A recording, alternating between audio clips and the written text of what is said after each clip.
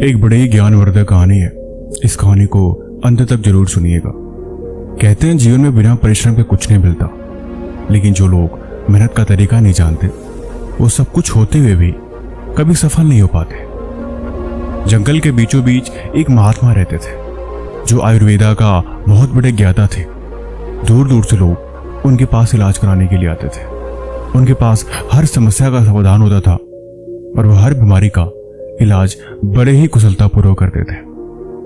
इनकी इसी काबिलियत को देखते हुए गांव के सारे लोग बहुत प्रसन्न थे कि चलो जंगल के ऊपरी छोर पे कोई तो ऐसा है जो हमारी मुसीबत के वक्त में काम आता है। जब भी हम वहां जाते हैं तो हमारा उपचार करते हैं। वो महात्मा किसी से ज्यादा बात नहीं करते थे।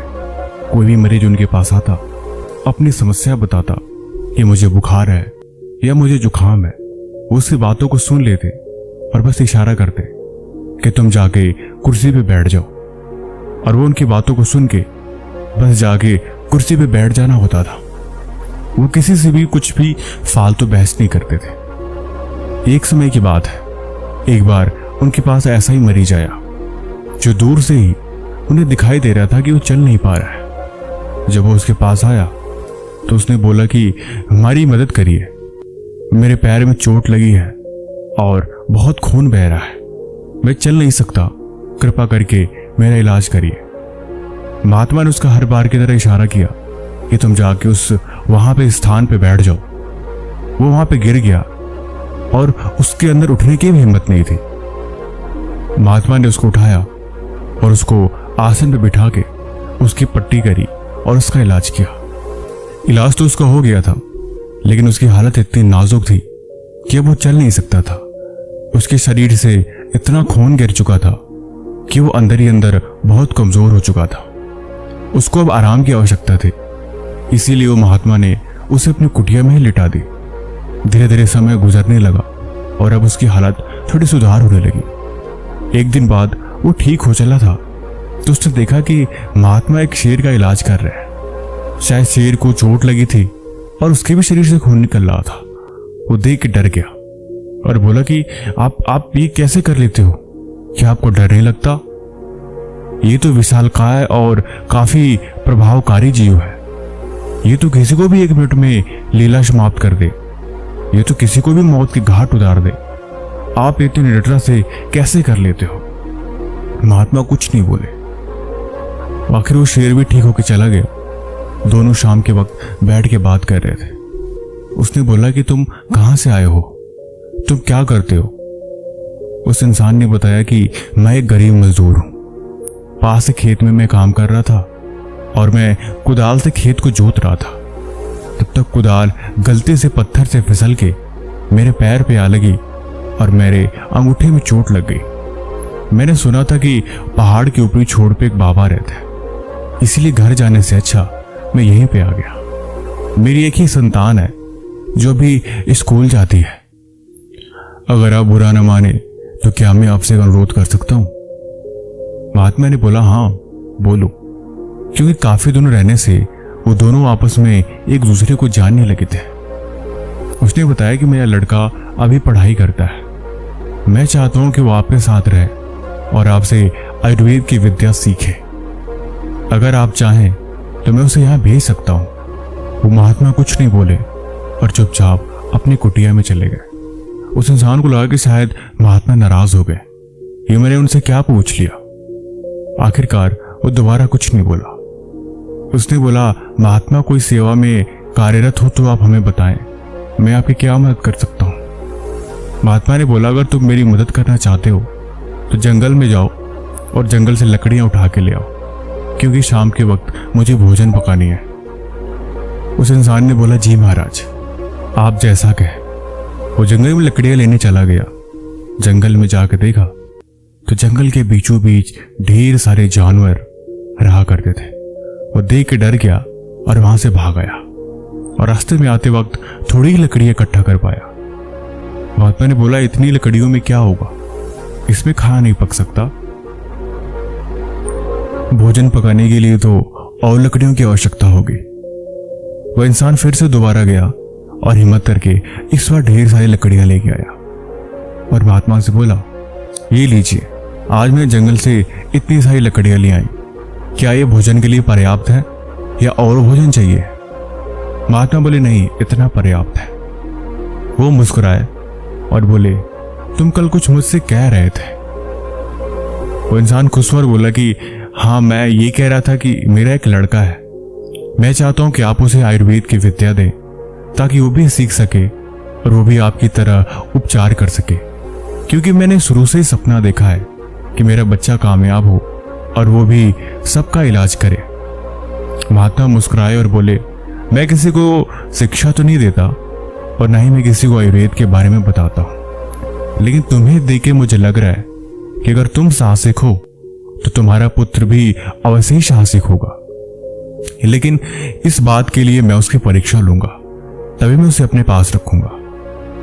उसने बोला कि जी महाराज, मुझे यकीन है कि वो जरूर मेरी तरह ही होगा और वो आपके दिए गए हर एक काम को अच्छी तरह से पूरा करेगा। वो इंसान नीचे गया और जाके पूरे गांव में खबर फैला दी कि ऊपर महात्मा ने शिक्षा के लिए स्कूल खोला हुआ है। अब वो मेरे लड़के को आयुर्वेद की विद्या देंगे और मेरा लड़का भी वैद्य बन जाएगा और वो भी सबका उपचार करेगा। इतना बात सुनते ही जंगल के सारे लोग अपने अपने लड़कों से अनुरोध करने लगे कि तुम सब भी उनके यहाँ जाओ और आयुर्वेद की शिक्षा लो। इतना सुनते ही गांव में उत्साह मच गया, ऐसे मानो जैसे कि हर किसी को वैद्य ही बनना था। जंगल के सारे लड़के महात्मा की तरफ निकल पड़े। महात्मा देख रहे थे लेकिन वो कुछ बोले नहीं, क्योंकि उनको तो तलाश थी सिर्फ एक ही शिष्य की। आखिरकार सारे बच्चे उनके आश्रम में पहुंचे और बोले, हम सब आपके यहाँ आयुर्वेद की शिक्षा लेने आए हैं और हम सब अपने माता पिता की अनुमति से आए हैं। महात्मा बोले, तुम सब आ तो गए हो, लेकिन मुझे नहीं लगता कि हर किसी को वैद्य बनना है। क्या तुम सब वैद्य बनने की क्षमता रखते हो या तुम सब उसके लिए पर्याप्त हो? सबने जवाब दिया, हाँ, आप जैसा बोलेंगे हम वैसा ही करेंगे। महात्मा ने सब बच्चों को अपनी कुटिया के अंदर बुलाया और हर एक आयुर्वेदिक जड़ी बूटियों के ज्ञान देने लगे कि ये देखो, इसका उपयोग हम इस काम में करते हैं। ये पत्ता देख रहे हो, इस पत्ते का उपयोग हम बुखार में यूज करते हैं। उनके पास जितनी भी औषधियां पड़ी थी और जितनी भी उनके पास देवी चीजें थी, वो उन सब के बारे में बताने लगे और बोले, आज के लिए बस इतना ही। सारे बच्चे काफी उत्साहित थे कि कल को क्या होगा। फिर उन्होंने अगली सुबह महात्मा से बोला, आज हमारे लिए क्या आज्ञा है? महात्मा ने बोला कि आज मैं चाहता हूं कि तुम सब इस जंगल को भ्रमण करो और जाके जड़ी बूटियों का वो हिस्सा ढूंढो जो किसी काम में नहीं आती, क्योंकि मेरे हिसाब से मैंने पूरे जंगल में छान मारा है और मैं चाहता हूं कि तुम वो चीज मुझे ला के दो जो किसी भी आयुर्वेदिक चीजों में काम नहीं आती और जिसका मैं उपयोग नहीं कर सकता। सारे बच्चे खुश हुए कि महात्मा ने तो बड़ा ही आसान सा काम दे दिया है। वो सब जंगल की तरफ निकल गए। जंगल काफी घना और विघन था, इसीलिए जब वो जंगल के अंदर जाने लगे तो उन्हें तरह तरह की जानवरों की आवाजें सुनाई देने लगी, जिन आवाजों को सुन के आधे बच्चे तो यूं ही डर के नीचे भाग गए कि ये काम मेरे बस का नहीं है। और अंदर जाने पे उन्हें शेर का सामना करना पड़ा। शेर दहाड़ रहा था और डर के मारे भागे। लगभग सारे बच्चे अब वहां से भाग ही चुके थे, क्योंकि जंगल इतना डरावना था कि वहां पे जड़ी बूटियां ढूंढना तो दूर, वहां पे कोई ढंग से भ्रमण भी नहीं कर सकता था। आखिरकार वो किसान का लड़का वो भी उसी में था। उसने हिम्मत रखी और अंत में कुछ गिने चुने बच्चों के साथ वो कुटिया पहुंचा। सबके हाथों में कुछ ना कुछ था। किसी ने कोई पत्ते उखाड़ लिए, किसी ने घास फूस उखाड़ ली, किसी ने सूखी लकड़ी उखाड़ ली और सब कुछ लेके महात्मा के पास पहुंचे। महात्मा ने देखा और बोला, तुम ये सब क्या लेके आए हो? हर एक बच्चे ने जवाब दिया कि महात्मा, हमें लगती है कि लकड़ी किसी काम की नहीं है, इसका भला आयुर्वेद में क्या काम, इससे हम क्या बना सकते हैं, इसलिए ये बेकार की चीज है और मैं इसे लेके आ गया। महात्मा ने दूसरे लड़के की तरफ देखा तो उसने सूखी पत्तियां लेके आई थी। उन्होंने बोला कि ये क्या है? उसने जवाब दिया कि पत्तियां पेड़ से गिर के सूख गई हैं, इनका भला आयुर्वेद में क्या काम, ये तो बेकार की चीजें हैं, इसीलिए मुझे लगता है कि ये बेकार है और मैं इसे ही लेके आया।